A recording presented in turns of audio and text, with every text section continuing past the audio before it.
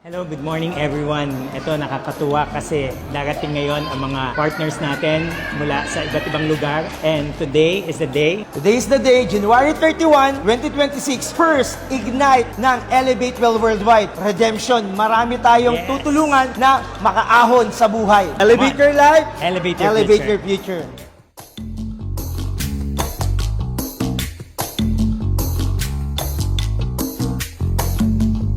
I'm not quite sure what it means, but I'm getting the feeling things are not what they seem.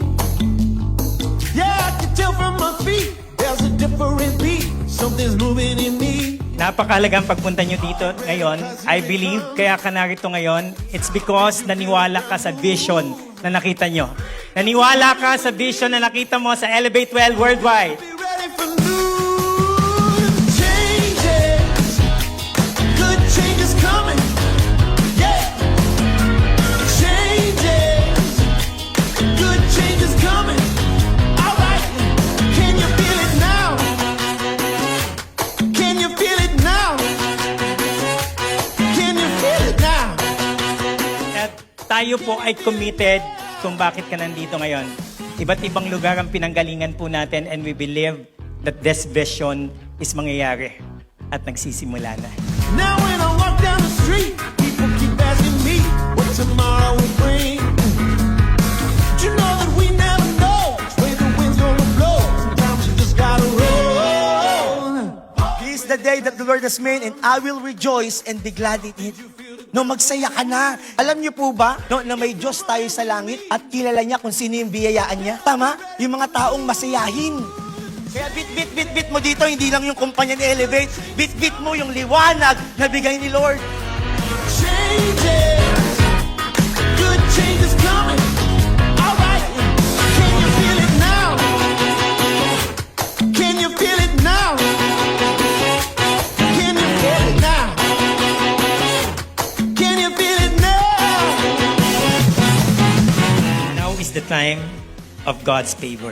Now is the day of salvation. Masarap kong isipin na magkakaharap tayo. Hindi ko alam kung sino sa inyong tutuloy. Pero dun sa mga tutuloy, gusto ko pong sabihin sa inyo that now is the time of God's favor. Minsan sinasabi ko sa sarili ko, nagkamali kami, pero ang bait mo, Lord. Yung favor mo, hindi natapos. And this is your favor today. This is the time for God's favor to you. Elevate your life!